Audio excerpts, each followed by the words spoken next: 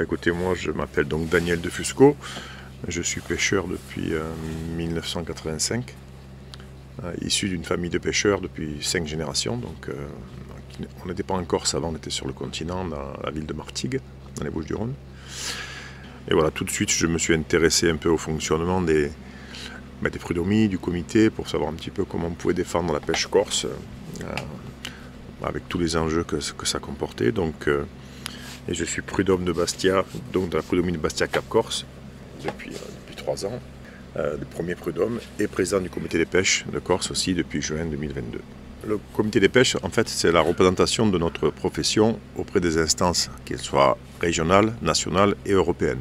Le comité des pêches en Corse, il a la particularité de travailler avec les prud'hommes. On travaille ensemble, c'est-à-dire que les 4 vice-présidents du comité des pêches sont les 4 prud'hommes des 4 prud'hommes de l'île. Donc Éric Villain est un vice-président du comité des pêches, le prud'homme d'Ajaccio aussi, le deuxième prud'homme de Bonifacio et moi-même qui suis donc prud'homme de Bastia. Donc les prud'hommes et le comité travaillent ensemble, toujours. Les décisions sont toujours prises en commun. La Corse est divisée en 4 prud'hommes, délimitées par des territoires, des frontières invisibles mais qui sont marines aussi, bien sûr. Donc la prud'homie de Bonifacio, le lien c'est le port de Solenzar par exemple, c'est la limite. Donc au-dessus du port de Solenzar dans la prud'homie de Bastia, en dessous du port de Solenzar dans la prud'homie de Bonifacio. Voilà. Et chaque prud'homie est souveraine dans son territoire. Donc elle décide du maillage des filets, de la longueur des filets, du temps de pose des filets, de l'ouverture, de la fermeture de certaines pêcheries. Donc voilà, les prud'homies ont un rôle important et elles ont aussi un rôle social. C'est-à-dire qu'on peut aider un pêcheur en difficulté. Chose que ne peut pas faire le comité. Le comité ne peut pas, par exemple, verser une somme d'argent, faire un prêt à un pêcheur. La prud'homie a ce pouvoir-là. Donc voilà, c'est un rôle social qui s'ajoute au rôle réglementaire et contrôle des pêches. Donc moi je trouve que les deux sont assez complémentaires, c'est pour ça que nous on veut travailler ensemble avec les prud'homies et le comité des pêches. Les rôles sont un peu différents. Le comité des pêches, comme je vous dis, doit représenter la pêche et défendre les intérêts des pêcheurs auprès du comité national des pêches, dont je fais partie. Tous les présidents des comités régionaux de France font partie de ce conseil du comité national des pêches aussi, avec un président, donc qui a été élu parmi nous présidents. Et ensuite, voilà, il y a une réunion tous les 2-3 mois, il y a un conseil, il y a des bureaux, enfin voilà. Et chaque fois, il est traité de tous les sujets qui nous tombent dessus. Il faut être vigilant sur tous les arrêtés qui sortent gouvernementaux sur la pêche, justement. Donc c'est pour ça qu'on a des salariés qui sont à temps plein au sein du comité des pêches, ce qu'on ne peut pas avoir dans les prud'homies parce qu'on n'a pas des budgets assez importants. Des salariés qui gèrent tout cela. Donc les autorisations de pêche et tout ce qui a trait à notre activité de tous les jours. Et au sein du comité des pêches, on a créé des commissions. Une commission Méditerranée, où vraiment on ne parle que des problèmes méditerranéens. On a la même commission au niveau national. La commission étang, des étangs de la côte orientale, Biguglia, Diane, Urbino, Palo, tous les petits étangs. Donc on a créé une commission avec un président de commission, donc un pêcheur corse, ça c'est régional. Commission sécurité, justement, parce qu'on nous impose tellement de choses qu'une fois ou 2 par an, il y a une commission sécurité au comité national de Paris, au comité national des pêches. Mais il faut qu'on envoie quelqu'un pour savoir ce qui se dit. Même si on est petit, même si on est le plus petit comité des pêches de France, on est là. On est là et on veut se faire entendre et on se fait entendre. Le comité des pêches et les prud'homies ont toujours été en avance sur leur temps en Corse. C'est vrai que là-dessus, lorsque je suis arrivé en Corse, j'ai eu pas un étonnement, mais j'ai été impressionné par le fait que les pêcheurs corses avaient déjà fait des cantonnements, créé des fermetures de pêche pour certaines espèces selon les saisons, sans directive européenne. C'est les pêcheurs corses qui l'avaient décidé ensemble, toujours de manière collégiale. Donc on a continué dans ce sens-là. Les cantonnements existent depuis 1960 en Corse. Ça n'existait beaucoup plus tard dans d'autres régions et ça a été imposé. Nous, ça a été choisi par les pêcheurs. Donc les cantonnements sont dans des endroits bien choisis, déterminés par les pêcheurs. On se prive d'une particularité, d'une zone particulière où il y a du poisson, où il y a des crustacés, où il y a tout le reste. Donc on se prive volontairement. Alors je crois qu'ils demandent qu'il y ait 20 à 30% d'aires marines protégées dans les zones. Nous, on est déjà à 21% en Corse. Donc vous pouvez dire qu'on est déjà en avance là-dessus. On a la réserve des Bouches-de-Bonifacio, on a le parc marin, on a une réserve de Scandola, on a des cantonnements devant Bastia, on a un cantonnement, enfin, il y a une réserve aussi au large de Calvi. On n'est pas en retard là-dessus. On n'est pas en retard. On veut créer encore 2 ZCH, c'est-à-dire des zones de conservation halieutique, qui sont le futur décantonnement, on va dire, parce que ça s'appelle différemment. Il a fallu faire une étude socio-économique déjà sur la zone que l'on avait décidé, nous pêcheurs, de mettre en place. Il y en a une qui va être devant Bastia, une devant Solenzar. C'est une nouvelle forme de cantonnement, mais encore une fois, on veut garder la gestion de cet espace. On a identifié ça, les pêcheurs ont dit oui, ce serait bien de fermer cette zone-là, parce qu'au moins ça va laisser reposer. Donc les pêcheurs nous ont demandé de faire ça. L'étude auprès des pêcheurs a été faite, une étude scientifique aussi pour savoir quel impact ça aurait sur la ressource, quelles sont les espèces qui sont dans cette zone-là, donc il y a eu des prélèvements et tout ça. La première phase est sortie, maintenant il faut la deuxième phase qui va être la réalisation de ces ZCH, on espère en courant 2024 avec vraiment le lancement du projet. Donc les aires marines protégées, on sait ce que c'est, on en a l'habitude et même on en demande de nous. Donc ça ne nous est pas imposé. Par exemple, les cantonnements de pêche sur la Corse, c'était des cantonnements créés par les pêcheurs, je vous rappelle dans les années 60. On pouvait, tous les 5 ans, on peut les bouger. C'est-à-dire que vous avez un cantonnement sur cette zone-là, au bout de 5 ans, on peut dire, c'est bon, on sort de là, on va protéger cette zone-là. Et celle-là, on l'ouvre à la pêche. On peut le faire. On ne l'a pas fait souvent parce qu'on s'est rendu compte que c'était une richesse. Là, on a appris que ces cantonnements sont sortis en zone de protection forte, sans qu'on soit informé. Et là, ça pose un problème. Mais on a dit, non, mais ne vous inquiétez pas, ça n'aura pas d'impact sur votre... Parce qu'une zone de protection forte, c'est pas comme un cantonnement, c'est différent. On veut quand même, et c'est pour ça qu'on a besoin de savoir ce que l'on peut faire, quels sont nos droits, nos devoirs, mais les prud'hommes donc sont souveraines sur ce genre de choses. Et c'est pour ça qu'on étudie la possibilité de faire un recours juridique sur certaines choses, si on en a le pouvoir, si on en a le droit surtout. Donc les prud'hommes vont devoir s'alimenter de textes qui nous disent non, mais ça vous n'avez pas le droit de le faire. C'est les prud'hommes qui sont souveraines. C'est les prud'hommes et l'Assemblée générale de prud'hommes. On est vigilant à ce qui se passe quand même sur les aires marines protégées. On est conscient qu'il en faut, c'est très bien, mais il ne faut pas que ce soit exagéré, que ce soit au détriment, toujours pareil, de la pêche professionnelle. On fait une pêche durable en Corse, on n'a pas une pêche industrielle. Vous le voyez, les bateaux, c'est des petits bateaux qui sortent à la journée, 1-2 personnes à bord maximum. Les chalutiers, des fois, ils en ont 3, mais c'est très rare. Il n'y a plus que 5 chalutiers en Corse, même pas, il n'y en a plus que 4. Il y en a un qui s'est arrêté, il y a 4 chalutiers en Corse. On sait très bien qu'on n'en rajoute pas du poisson à la mer, on sait très bien qu'on en prélève, mais bon, les prélèvements sont minimes. Là, tout l'hiver, il y a très peu de bateaux qui travaillent. La saison va commencer au mois de mars, elle s'arrête très souvent aux alentours du mois d'octobre. Après, il y a tout l'hiver, le milieu est assez tranquille. Ça n'arrive pas dans les autres façades. Dans les autres façades, c'est 12 mois sur 12. Ici, on a quand même des périodes où le milieu est assez tranquille, quoi. Voilà. Avec les mauvais temps, avec plein de choses. Ce sont des petits bateaux, donc dès qu'il fait mauvais, on ne peut pas sortir.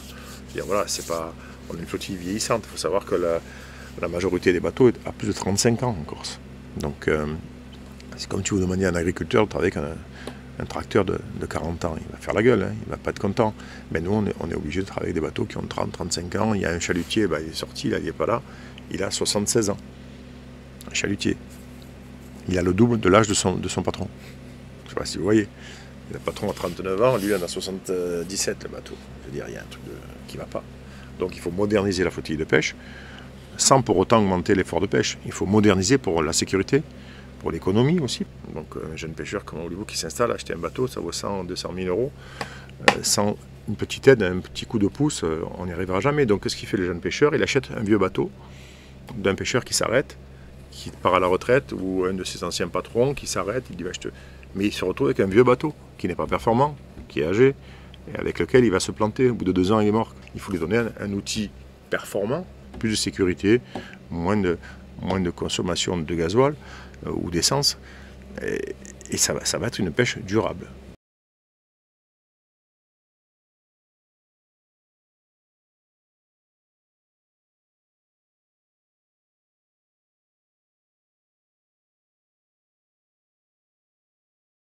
Je m'appelle Éric Villain, je suis donc patron-pêcheur.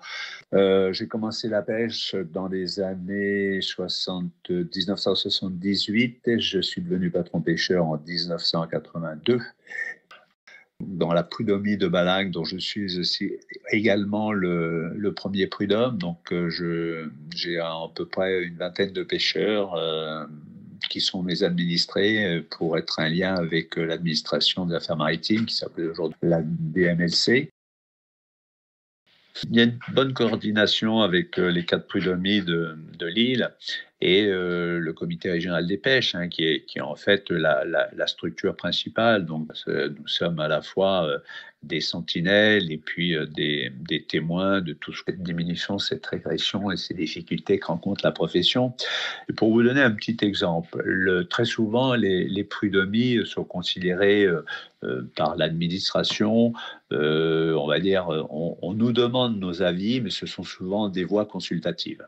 C'est pris en compte ou pas, ça dépend des différents intérêts ou des enjeux qui peuvent être liés à cette consultation. Nous avons par exemple fait en sorte que l'ouverture de la pêche à la langouste soit retardée d'une quinzaine de jours, c'est-à-dire qu'au lieu de démarrer le 1er mars, en Balagne, l'autorisation de pêche a été donnée qu'à partir du 15 mars. Et pareil, on a décidé d'écourter la saison de pêche d'une quinzaine de jours, c'est-à-dire que ça se termine le 30 septembre, ça a été fermé le 15 septembre. Peut-être pas grand-chose, mais le fait justement que ce prélèvement ne soit pas trop précoce dans un début de saison où finalement la vente n'est pas des plus importantes, la demande surtout, les restaurants n'ont pas encore ouvert au mois de mars, les viviers ne sont pas forcément en route, et puis qu'à partir du 15 septembre, on décide de ne plus la pêcher parce que c'est une période qui est sensible, où il y a des langoustes femelles avec des œufs qui sont d'autant plus fragiles, qui sont de toute façon interdites de commercialisation, d'abord de détention à bord des bateaux et ensuite de commercialisation. Voilà, il y a quand même des prises de conscience, il y a des gens responsables. Ce qui est aussi agréable, c'est de vous constater que très souvent, ces prises de conscience, elles se font parmi les plus jeunes patrons pêcheurs, parce qu'ils ont encore quelques années à faire dans la profession. Alors quand je dis quelques années, ça peut être même quelques dizaines d'années, mais ils savent que s'il n'y a pas un mode de gestion revu et corrigé, avec une prise en compte de tous les événements là, que je vous ai cités précédemment, il faut essayer de faire quelque chose. Dans certaines époques de l'année, il y a trop de poissons et pas forcément assez de commercialisation, c'est-à-dire que le métier est vraiment la géométrie variable. L'été, bien entendu, la production est la plus faible et c'est là où la demande est la plus élevée. Et puis, il arrive quelquefois que l'hiver, il y a des pêches qui soient trop importantes par rapport à un marché, je ne vais même pas dire de proximité, parce que nous, la plupart, il n'y a pas d'exportation sur le continent. Ça reste des marchés locaux, régionaux. Et bien entendu, quand on enlève la masse touristique avec des consommateurs potentiels de produits de la mer, ça diminue drastiquement les effets commerciaux. Depuis 10-15 ans, il y a une diminution de la ressource qui est très, très, très importante. Alors, c'est vrai qu'il y a aussi peut-être un effet de la surpêche parce que nous n'avons pas de plateaux continentaux comme peuvent l'avoir certaines régions métropolitaines, enfin littoral métropolitain ou autres. Les roches sur lesquelles nous travaillons pour prélever langoustes et poissons, par rapport à la taille et la puissance des bateaux, elles sont peut-être un peu trop exploitées, c'est-à-dire qu'à partir du printemps jusqu'à l'automne, forcément, lorsqu'un bateau travaille sur une zone avec les quelques roches qui permettent d'en exploiter et de faire un prélèvement halieutique, une fois qu'il a fini, très souvent, il n'y a pas de temps de repos, il y a un autre bateau qui vient, qui va caler ses filets ou caler ses palangres. Donc forcément, on peut parler d'une surpêche. Alors c'est pas l'image d'une pêche industrielle comme on peut l'entendre avec des grosses unités qui viendraient chaluter, on met des kilomètres ou des dizaines ou des centaines de kilomètres de palangres. Mais quelque part, il y a un impact et cet impact, on le ressent. Voilà, même en posant la question à des scientifiques, moi j'ai quand même des contacts depuis plus de 40 ans avec la Starezo, qui est une station scientifique qui est basée à la Rivellate. J'embarque des scientifiques pour justement qu'ils fassent des mesures et des prélèvements. Donc, je les ai à bord. Et pendant ces embarquements, on a des échanges avec Stella Mar aussi, qui est un petit peu plus récente et plus jeune, mais avec lequel je collabore aussi. Et ben pour eux, ça devient aussi difficile d'émettre une réponse parce que quand ils font une étude et qu'ensuite ils proposent donc les résultats, il faut savoir qu'une étude, c'est entre 5 et 10 ans. Et puis il y a tellement de modifications qui se passent pendant ces 5 ou 10 ans, eh bien il faudrait pratiquement reprendre leur étude, ou du moins la finalité, le rapport scientifique, parce que la salinité a changé, la courantologie a changé, la température de l'eau a changé, les remontées d'eau chaude donnant des fosses. Donc, ils sont aujourd'hui, pratiquement, quand un rapport est émis, il commence avec le conditionnel. Voilà, c'est-à-dire, ce sont des hypothèses. Alors, une réalité qu'ils ont vécu et qu'ils ont inscrite forcément dans ce rapport pendant les 5 ou 10 ans d'études, mais il y a de tels changements que même pour un scientifique, il va valider le rapport qu'il a fait sur 10 ans, mais il ne peut pas prédire de l'avenir. Les conditions dans lesquelles on exerce sont parfois périlleuses et de plus en plus difficiles. Alors, je ne parle pas au niveau des conditions météo, mais surtout au niveau de la gestion des entreprises, où pour la plupart des pêcheurs, on est réduit à une limite ou à un seuil d'équilibre qui fait que si un pêcheur avait un gros problème, casse moteur, cette rupture d'équilibre, ça peut se faire très très vite.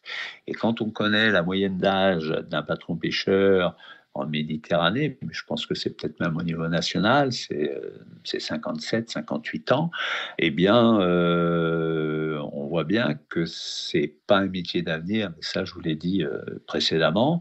Et pour le moment, on ne peut pas constater de mesures. Alors, on ne va même pas parler de préventives, parce qu'elles ne sont plus, mais qui pourraient laisser un espoir en mode de gestion de moyens, voire même de long terme, en espérant qu'un jour on puisse se dire bon ben ça va, on va réactiver ces stocks, ils vont se reconstituer, et puis la pêche va pouvoir être à nouveau viable. Je suis examinateur au lycée maritime de Bastia pour les bacs pro et les CAP. Donc, une des questions que je pose à certains candidats que je n'ai pas eu comme stagiaire à bord, donc que je ne connais pas, c'est de savoir s'ils sont dans la section pêche parce qu'il n'y avait plus de place en section commerce, ou si véritablement ils veulent se destiner au métier de la pêche. À 95%, la réponse est la suivante. Il n'y avait plus de place en section commerce, donc on s'est rabattu sur la section pêche en sachant qu'il y a des modules qui permettent ensuite de valider nos brevets au commerce pour obtenir un contrat d'embarquement sur les 2 compagnies maritimes qui desservent la Corse et le continent, qui sont respectivement Corsica Linea et Corsica Ferry. Ben, je l'ai dit, les gars, il ne faut même pas hésiter, vous y allez, vous signez à 2 mains, vous retournez pas, vous avez un contrat d'embarquement qui vous permet de mettre un pied dans une profession en termes de navigant qui sera beaucoup plus durable que celle de la pêche. Vous aurez des congés payés, vous aurez des jours de repos, vous aurez un salaire fixe, possibilité d'avoir dans un tableau d'avancement une progression par rapport au brevet que vous pourrez passer ensuite. Donc voilà un petit peu pour résumer ce que je pense de la pêche et des difficultés que nous rencontrons aujourd'hui. Un jeune patron pêcheur qui veut s'installer, c'est un investissement minimum de 100 000 euros pour le bateau, 20 000 euros pour le matériel de pêche. Ça devient particulièrement difficile au niveau des banques parce que, bien entendu, les banquiers sont au courant de la situation professionnelle et des difficultés qu'on rencontre avec une diminution de la production, avec des augmentations très importantes, voire trop importantes du prix du carburant, des jours de météo qui sont de plus en plus mauvais, avec un nombre de jours exploitables qui se réduit comme une peau de chagrin. Donc tout ça fait qu'on peut difficilement encourager des jeunes à rentrer dans la profession. Alors, ne croyez pas que je sois quelqu'un de pessimiste, mais je suis au contraire très réaliste et je me dois de dire la vérité et surtout la réalité de cette profession à travers donc les différentes personnes que je rencontre, dont vous faites partie.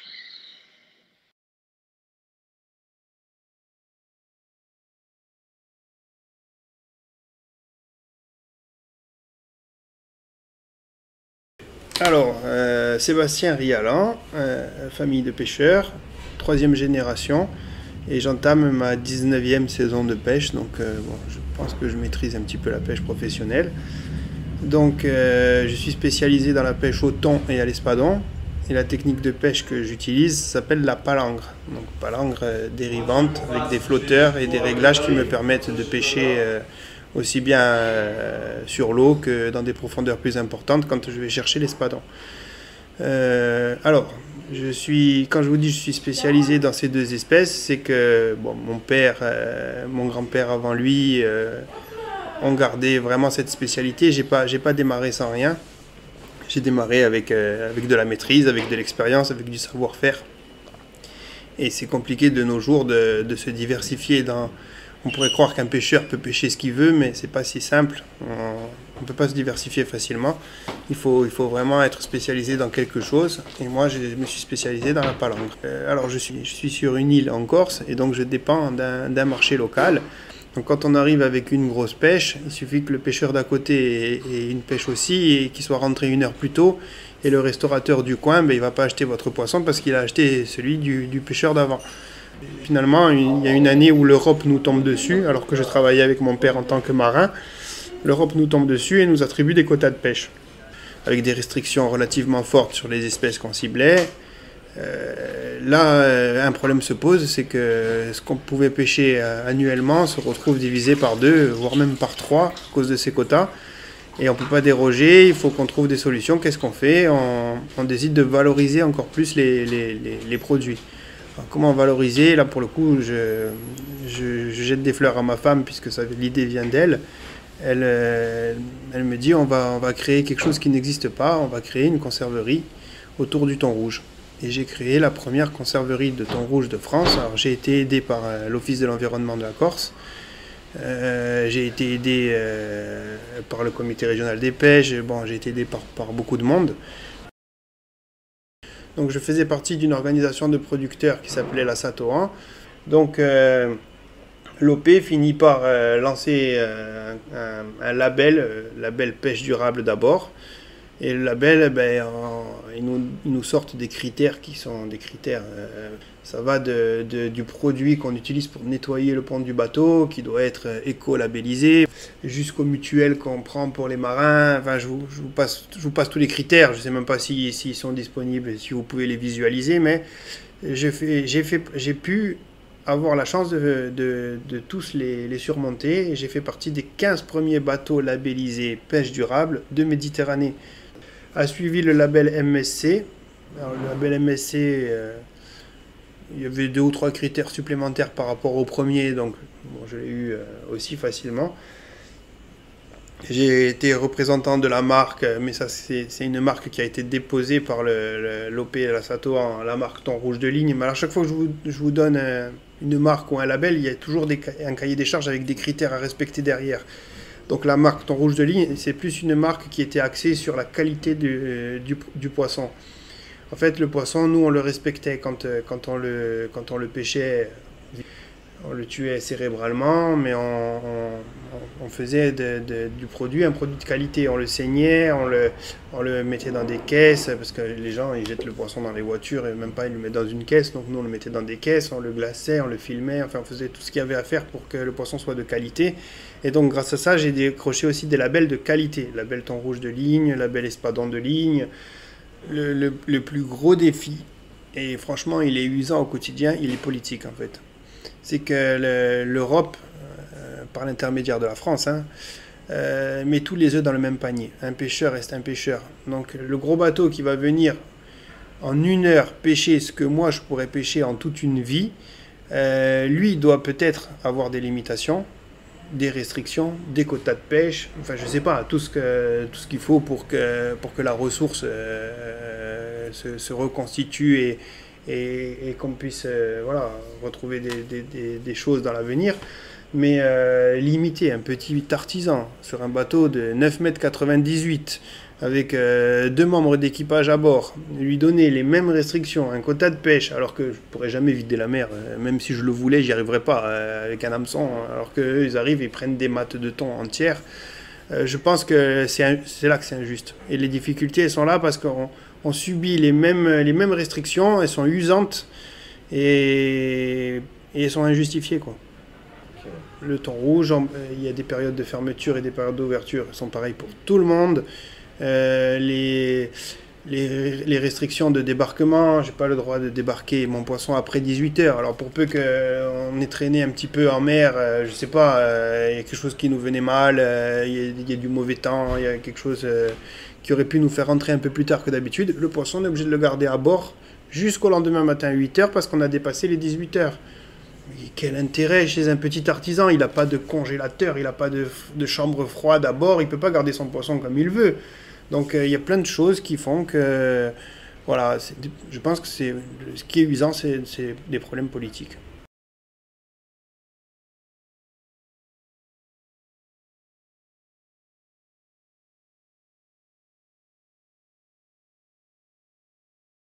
Nous, c'est l'entreprise familiale.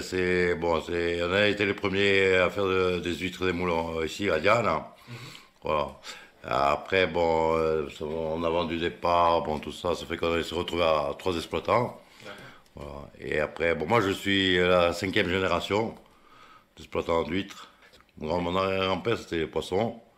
Après, on a développé un peu le coquillage avec.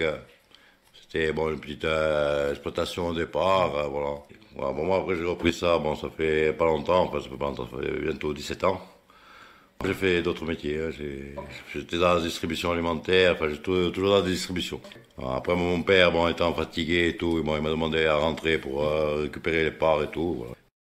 Voilà. Là, actuellement, on n'est pas beaucoup. Hein. Après, là en saison morte, je dirais, on est 4 employés. Après, quand il y a, par exemple, à Noël, on embauche pour la mise en caisse, tout ça. Et aussi à l'été pour le conditionnement de moule aussi, on embauche. En moule, on est à 300 tonnes. Et en huître, on est à 60, 80 tonnes. L'étang complet, il fait 600 hectares et moi, j'ai 200 hectares. Il faisait 15 mètres. Maintenant, il fait, au plus profond, je pense qu'il fait 10 mètres. Parce qu'à l'époque de mon grand-père, on le draguait. Donc mon grand-père, il faisait venir tous les 4-5 ans, il faisait venir une personne de Bretagne, il y avait une drague. Il draguait tous les temps carrément. Donc le temps il était à 15 mètres de profondeur du coup. Mais après, c'était une autre manière d'exploiter. On avait des radeaux. C'était tous sur radeaux. Voilà. Parce que là maintenant, donc, vous allez voir, c'est sur filière. Voilà. Nous, c'est des blocs avec des filières. Donc c'est mobile. On ne peut pas travailler à côté. C'est pas possible. En plus, je vois que les saisons se modifient. Donc avant, on arrivait à travailler les moules jusqu'à fin août. Là, déjà arrivé à mi-juillet, c'est compliqué. Parce que nous, au mois de juillet, généralement, on sort tout en mer. Enfin, tout ce qui est moules, on les met en mer pour les tenir, je dirais, en température. Mais même la mer, ça ne tient plus.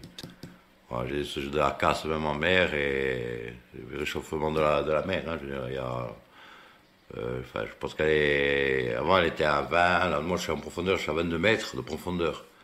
On devait être à 20. Je pense qu'elle a bien monté, quoi, monté à 24 par là. Bon. Et le problème aussi, c'est qu'il faut qu'il passe l'été. Bon, là, il y a le crabe bleu aussi. Pour l'instant, je ne suis pas touché. Au niveau des huîtres, moi, j'ai pas de problème. Oui, il y en a. Hein. Dans le temps, il y en a. Bon, il y a mon frère qui est pêcheur qui me le dit. Bon, tous les pêcheurs, ils me le disent. Hein. Après, moi, j'ai pas de souci au niveau des huîtres, pour l'instant. Le problème, c'est les moules. Après, je fais rentrer de la moule au mois de décembre. J'attaque décembre, janvier. Je fais rentrer de la demi-moule. Ça, c'est l'Italie. Parce que ça pousse plus ici à l'étang. Il y a un problème de pousse. Avant, on faisait rentrer du essaim de moule, ça poussait. Comme les huîtres, avant, les pousses d'huîtres, en 12 mois, on avait des huîtres prêtes à la vente. Maintenant, c'est un peu plus long, quoi. L'étang devient de plus en plus salé. Parce qu'avant, il y avait la reine qui se jetait dans l'étang. Enfin, il se jette toujours dans l'étang, mais bon, vu qu'il est sec, il n'y a plus rien. Et quand même, on a besoin d'eau saumâtre pour la pousse. Et ça, c'est un problème. Bon, après, on attend la pluie. Bon, moi, après, ce qu'il y a, je fais plus la triploïde. Moi, j'ai arrêté la triploïde parce qu'il y avait une énorme casse dessus. Bon, donc ça, j'ai laissé tomber carrément. Je fais que la diploïde. Et ma diploïde, elle se met en laitance. Arrivé au mois de... bon, plutôt là, maintenant, c'est plutôt juin. Bon, après, c'est selon la température de l'eau, hein, je veux dire. Mais elle se met en laitance, donc ça fait des huîtres grasses. Bon, il y en a qui aiment, il y en a qui n'aiment pas. Bon, je veux dire... J'avais 80% de pertes. C'était beaucoup de travail, beaucoup d'investissement pour pas grand-chose. Bon, après, les frémères, ils n'ont pas encore trouvé la solution. Là. Et là, on fait de l'élevage à la plate en collaboration avec Stella Mar. 5 ans qu'on fait aussi, ouais. On fait de l'élevage. Voilà. Les plates, si on les qu'elles se développent, qu'elles grossissent, il faut qu'elles aient un fond sableux. Voilà. Donc on est obligé de les jeter au fond, sur des fonds sableux qu'on a départis, donc qu'on protège avec des filets. Il faut que j'aille plus profond, mais le problème d'aller plus profond en mer, c'est les services de l'État. On a déposé des dossiers, ça fait 2 ans, et ils travaillent dessus. Dans 10 ans, peut-être j'aurai les réponses, peut-être. Parce que ça tenait qu'à nous, c'était vite fait. Que je vais faire, c'est vite fait. On fait venir une équipe de plongeurs, on transporte en place les filières à plus profond. Je veux dire, mais bon, il faut les signaler pour les cartes pour la navigation. Donc ça monte au niveau de l'État. C'est l'État qui donne l'autorisation. Par l'autorisation, c'est une forte chaleur qui nous a quand même décimé le cheptel de moule. Bah, après, il y a trop, je pense, de tonnage dans l'étang. Mais il n'y a pas assez de plancton pour, je pense. Il n'y a plus assez de plancton, c'est pour ça qu'il y a un manque de pousses aussi, je pense. Okay. Il y a une surexploitation de l'étang, je trouve. Avant, on avait un apport de plancton, d'éléments, tout ça, par rapport aux rivières. Et là, ça fait, comme je vous dis, ça fait des années que c'est pas plus le cas. Ouais. Et donc, du coup, je pense que ça affaiblit l'étang. C'est compliqué.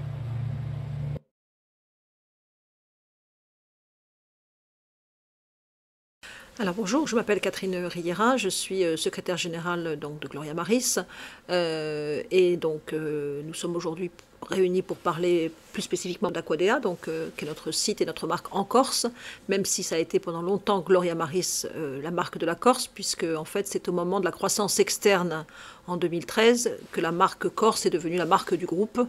Et qu'à ce moment-là, Gloria Maris devenant la marque du groupe, nous avons choisi Aquadea pour les fermes de Corse. Donc Aquadea existe depuis maintenant plus de 30 ans en Corse. C'est une activité qui a été donc créée par mon mari, Philippe Riera, qui s'est associé à des jeunes étudiants biologistes de Corté, qui avaient mis des poissons dans l'eau à Campomort et qui, à la grande surprise générale, ont réussi à faire grandir ces poissons et des bons poissons, de très bons poissons. Et cette association de savoir-faire entre Philippe et ses associés ont permis effectivement de développer Aquadea sur ce positionnement d'emblée choisi comme étant un positionnement haut de gamme, c'est-à-dire avec un vrai pari sur les valeurs qui sont les nôtres depuis toujours, à savoir évidemment comme fil conducteur, puisque c'est indispensable quand on parle de qualité premium chez les poissons, c'est la gestion de l'environnement comme étant effectivement le berceau indispensable à produire des poissons qui remplissent tous les cahiers des charges en termes de présentation, de robe, mais aussi de chair, de qualité de la chair et de goût bien évidemment, qui peuvent rivaliser avec les poissons sauvages, tout en étant en pleine conscience que notre environnement et l'environnement qui accueille ces poissons doit être en permanence sous surveillance, parce qu'un bon poisson, c'est un poisson d'abord heureux, donc qui vit effectivement dans des bonnes conditions, avec de faibles densités, avec une alimentation particulièrement adaptée à sa taille, à son espèce, à son poids. Et puis c'est un poisson effectivement sur lequel il y a un travail permanent de fait au niveau de l'entretien des filets, au niveau de la surveillance de son bien-être, pour pouvoir permettre à la courantologie qui est là d'exercer son pouvoir sur la qualité de l'eau avec une oxygénation maximum, etc. etc. Donc c'est le pari qui nous guide depuis maintenant plus de 30 ans, avec effectivement aujourd'hui une production de presque 1000 tonnes qui fait la réputation de Gloria Maris, qui a construit l'image de Gloria Maris, parce que tout est parti de Corse, et ça c'est notre fierté. Pour ce qui est de nos espèces, donc sur la Corse, nous élevons donc 3 espèces, la dorade royale, le loup, et puis donc le maigre. Le maigre qui est une espèce un peu nouvelle, en tout cas moins connue bien évidemment des consommateurs que le bar, le loup ou la dorade royale, qui sont des poissons plus grand public. Ces poissons que nous élevons, eh bien évidemment, ils arrivent tout petits sur la ferme, ce qu'on appelle des alevins. C'est là que démarre le cycle de vie du poisson, c'est au stade d'alevin, mais avant cela, nous allons les chercher essentiellement sur notre écloserie, puisque nous avons en 2013, dans le cadre de la croissance externe que nous avons fait à la Corse, nous avons eu l'opportunité de reprendre l'écloserie marine de Gravelines, qui est une des plus anciennes écloseries françaises et européennes, qui a développé au fil des années un savoir-faire et une maîtrise de la génétique qui font que les alevins, notamment de bar, qui sont produits sur Gravelines, sont des alevins qui ont effectivement développé des propriétés assez exceptionnelles et qu'on nous envie. Alors ces alevins sont vendus à différents clients, dont en interne, mais aussi dans tout le bassin méditerranéen, pour effectivement les propriétés de croissance, de résistance aux pathologies, etc., etc. Et ces alevins, eh bien, sont les produits des plus beaux géniteurs que nous avons, que nous repérons sur la ferme d'Ajaccio. Et effectivement, au fur et à mesure de cette sélection donc naturelle, qui nous permet au fil des années d'avoir fait cette sélection massale, on appelle ça une sélection massale, nous permet aujourd'hui d'avoir un cheptel tout à fait exceptionnel, qui nous permet, encore une fois, de maîtriser toute la chaîne de l'alevin à l'assiette. On fonctionne sous ICPE, donc une installation classée pour la protection de l'environnement, et donc sous le contrôle régulier et des audits réguliers de la DREAL et de la DLMC, qui sont les organismes d'État.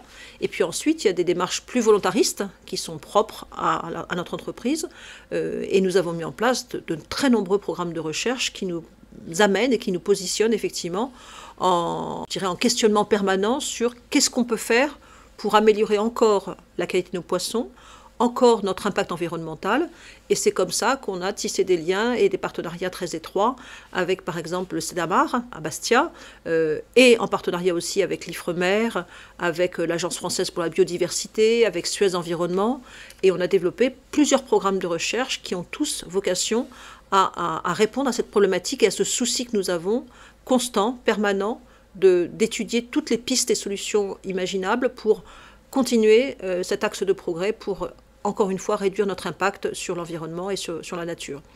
Par exemple, on est les premiers en Europe à avoir mis en place sur plusieurs années ce qu'on appelle l'AIMT, l'aquaculture intégrée multitrophique, qui permet d'intégrer dans une sorte de chaîne vertueuse, circulaire, différentes espèces qui sont implantées sous les cages ou autour des cages pour pouvoir avoir des espèces nutritiores ou filtrantes qui viennent se nourrir de la vie de la ferme et qui vont produire des espèces qui pourront à terme être commercialisées, comme les huîtres plâtres, comme les concombres de mer, comme les moules. Voilà. Et puis, donc voilà, c'est un des exemples que je peux vous citer. On a aussi évidemment la chance de bénéficier de l'accompagnement très étroit de l'Office de l'environnement, qui est une émanation de la collectivité de Corse, qui finance depuis toujours une surveillance constante de la qualité des eaux sur la ferme, autour de la ferme, mais aussi de la faune et de la flore, pour voir effectivement quel est l'impact qui est généré par l'activité de la ferme et en quoi cet impact, s'il est avéré, il peut être encore une fois régulièrement étudié pour être minoré. Alors, avant Covid, nous faisions 80% du chiffre d'affaires avec des grossistes, ce qu'on appelle des grossistes en restauration ou en poissonnerie, et notamment en restauration. Et puis, avec le Covid et la fermeture, vous vous en souvenez, des restaurants du jour au lendemain, évidemment, il a fallu changer complètement notre mix. Et on s'est retourné avec beaucoup de pression vers les GMS, qui faisaient partie de notre portefeuille, mais de manière bien moindre. Donc, aujourd'hui, c'est toujours le cas. Donc, le portefeuille client, il se répartit entre les grandes surfaces, ce qu'on appelle les GMS, les grossistes, donc qui sont grossistes en restauration ou grossistes en poissonnerie. Et puis, effectivement, on exporte une partie de nos poissons vers, cette année, on travaille beaucoup, parce que ça fluctue en fonction des marchés, en fonction des approvisionnements, avec le Canada, les États-Unis, la Norvège, les Émirats arabes, Singapour. Voilà, un petit peu les marchés extérieurs. Et bien sûr en Europe, en Suisse, en Belgique, en Angleterre, qui sont des clients très, très réguliers pour nous. Et bien sûr en Corse, donc à peu près 20% restent en Corse, 80% sortent de Corse, et on va dire que sur ces 80% qui sortent de Corse, on a 60% sur le marché français et Europe, et les 20% restants sur le marché export à l'Europe.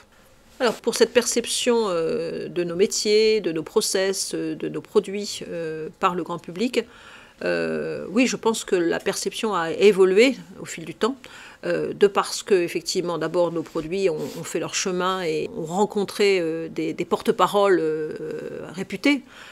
C'est vrai que du jour au lendemain, lorsque nous avons eu un sujet sur TF1 avec Guillaume Gomez, chef de l'Élysée, venir en Corse, visiter la ferme et ensuite cuisiner le poisson et dire « Waouh !» Je défie quiconque de faire la différence entre ce type de poisson d'élevage et un poisson sauvage. Dans la bouche de Guillaume Gomez et de tous les chefs qui ont suivi, bien évidemment, ça a été une reconnaissance qui nous a permis de nous positionner et de modifier la perception que les gens avaient de nos produits. Et puis après, bien évidemment, nous aussi, on progresse et on a continué à communiquer sur, bien sûr, la qualité de nos produits, mais aussi nos méthodes, nos process. Et on enrage un petit peu de voir que malheureusement les Français sont restés ancrés dans leurs certitudes et leurs a priori, même plus que des certitudes, c'est aussi beaucoup d'a priori, à partir de certains sujets qui ont été diffusés dans les médias nationaux et réalisés à partir de très très mauvais exemples d'aquaculture dans des pays du Nord ou en Asie, où les modes d'élevage et les process sont pas du tout, n'ont rien à voir avec ce qui se fait, bien évidemment, en France en général, et encore moins en Corse en ce qui nous concerne, parce qu'il faut le savoir, l'aquaculture, l'élevage en France de poissons est une activité extrêmement réglementée, extrêmement suivie. Les cahiers des charges sont draconiens. Il y a des interdictions qui sont formelles au niveau, par exemple, de l'introduction des PAT dans les aliments de poissons, ce qui n'est pas le cas dans tout le marché bassin méditerranéen. Tous les poissons que nous importons en France, et la France importe 85% des produits marins qu'elle consomme, c'est phénoménal. Eh bien, il faut savoir que le consommateur n'a pas conscience que ces poissons qu'il consomme et qui viennent du bassin méditerranéen n'ont pas du tout eu le suivi et les interdictions qui sont imposées aux éleveurs français. Donc cette méconnaissance à la fois de ces process et cet amalgame qui est fait entre, encore une fois, les productions françaises et les productions d'ailleurs, nous font de la peine parce qu'on ambitionne et vraiment on est tellement passionné par nos métiers que nous savons justement toute l'application, toute la ténacité, tous les engagements de nos collaborateurs pour sortir des produits d'exception, pour faire des efforts pour qu'effectivement les conditions d'élevage soient vraiment le moins impactantes possible. Et de voir cet a priori qui est encore existant et qui parfois est relayé par des gens simplement désinformés ou parfois mal intentionnés. On ne peut que les regretter, mais en tout cas on continue notre travail et c'est pour ça qu'on est aussi ravis de participer à des débats comme ce débat national pour éclairer les esprits et faire en sorte qu'effectivement les gens comprennent et accès à une information transparente, une information qui peut être vérifiée, une information qui est portée aussi par des scientifiques. Donc la réalité est celle-ci. Elle est faite par les scientifiques, elle est faite par les chefs, elle est faite par les acteurs. On se dit que voilà, on a les éléments en main pour pouvoir lever le voile devant les yeux de ceux qui ont envie de voir clair et d'éclairer les consciences. En tout cas, c'est notre objectif et on espère qu'à l'occasion de ces rencontres, eh bien, on pourra apporter notre témoignage et puis apporter les éléments de démonstration qui sont entre nos mains.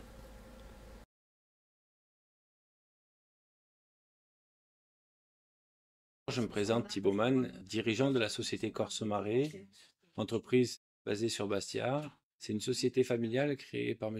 Cuil et J. Jean-Pierre en 1969. Donc, on va parler de plusieurs choses. On va parler sur la partie production locale. Sur la production locale, donc on va partir sur une partie élevage et culture, que ce soit élevage au niveau des poissons et culture au niveau de la conchyliculture et l'ostréiculture. Donc sur la partie conchyliculture, ostréiculture, nous sommes actionnaires, partenaires avec l'étang de Diane. Donc on a une volonté bien évidemment de développer un produit local. Ça nous facilite énormément la vente, que les gens qui viennent en vacances ont envie de manger un produit corse et ne viennent pas en Corse pour pouvoir manger des moules de Normandie, bien évidemment. Donc là, on va faire le maximum pour développer ce produit-là. Mais avec les fortes chaleurs, une mortalité importante des huîtres et des moules se font à partir du mi-juillet. Donc il y a des solutions palliatives qui sont trouvées, mais pas suffisantes pour arriver à faire un volume pour nous permettre de couvrir l'ensemble des besoins jusqu'à la fin de la saison, qui est souvent jusqu'à fin octobre. Donc là, on va être obligé de travailler avec d'autres origines.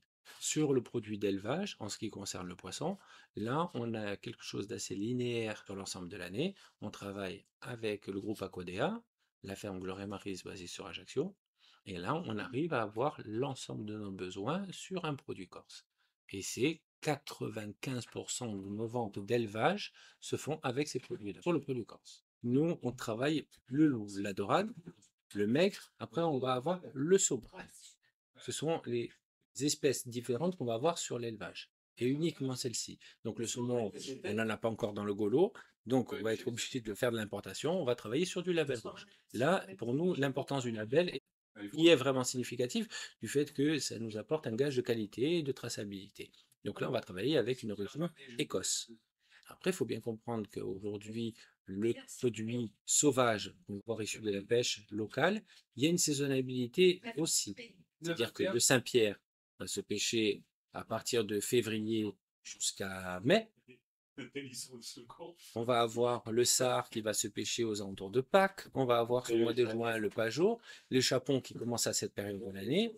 Mais la carte, quand le client a envie de manger, je sais pas moi, il va dire voilà, je voudrais du chapon au mois de août. Ben, c'est compliqué d'avoir ce produit-là. Donc, il veut du Saint-Pierre pendant l'été. Mais pendant l'été, on n'a plus de pêche de Saint-Pierre ou très anidiotique, pas suffisamment de quantité. Donc, on est obligé de faire appel à la ressource qui va souvent et très souvent venir de Bretagne. Aujourd'hui, on se retrouve confronté à des pêches qui sont trop petites sur des espèces comme le chapon, comme sur le loup, sur la dorade en sauvage, sur le pagre, sur le denti, où on n'a pas assez de volume. Et c'est ce qui fait notre complément d'achat et de vente de produits issus de la pêche locale. Vous allez prendre un établissement qui est dans le centre-ville de Corté. Il va avoir une consommation de produits qui va être légèrement différente que du bord de plage de Balagne ou de Porto-Vecchio. On a la possibilité quand même avec la mer d'avoir énormément de différentes espèces. C'est-à-dire qu'on va travailler sur du mollusque, du céphalopode, du coquillage, du crustacé et du poisson. Donc ça crée en fait une carte qui a accès mer-poisson pour nous, mais disons qui ne reflète pas la totalité d'un volume sur une seule espèce. On ne peut pas cibler qu'une seule espèce. Donc c'est un ensemble. Donc 95% du chiffre, c'est le gros, hein. Donc ça va être la restauration. Après, on a beaucoup de clients qui viennent au détail. Ce sont des gens qui sont habitués. On a une structure qui n'est pas une poissonnerie de présentation en détail. Pour le pêcheur, lui, il a ce qu'il a au départ. Je sais pas, s'il prend un poisson et qu'on lui achète 20 euros, mais il a gagné 20 euros. Si c'est un poisson qu'on lui a acheté 10 euros, il a gagné. Donc lui, il a 100% de marge, moins ses frais de fonctionnement. Moi, j'ai 1,2 de marge plus mes frais de fonctionnement. Et un restaurateur, c'est 5. La GMS, c'est un système de prix. L'image, c'est le prix. Donc, c'est arriver à vendre à un certain prix. Donc, il travaille avec la centrale d'achat. La centrale d'achat, aujourd'hui, nous, on a un coût d'acheminement de marchandises qui est à peu près de 2,40 €, 2,50 € du kilo. Chaque kilo acheté coûte 2,50 € plus cher. Quand la centrale, les grandes surfaces n'intègrent pas ce coût de transport. Pour eux, ce sont des frais généraux. Donc, quand ils ont un prix, pour eux, c'est le prix initial. Moi, c'est le prix A plus le bon transport. Donc en fait, nous, notre but, c'est d'arriver à proposer aux clients un produit qui correspond à une certaine qualité, mais qui reste accessible en prix pour qu'ils puissent arriver à le revendre. Le commerce, c'est ça. Nous, notre métier, c'est être entre deux parties, entre le producteur ou le pêcheur et le client final qui va devoir revendre. Si les deux parties entre nous arrivent à gagner leur vie, on gagnera toujours notre vie, on sera là, on aura du travail. Si on n'arrive plus à vendre un produit, on n'a plus besoin de l'acheter. Et si on ne l'achète pas assez bien, celui qui le produit ou qui le pêche ne va plus en pêcher parce qu'il ne gagne pas sa vie avec.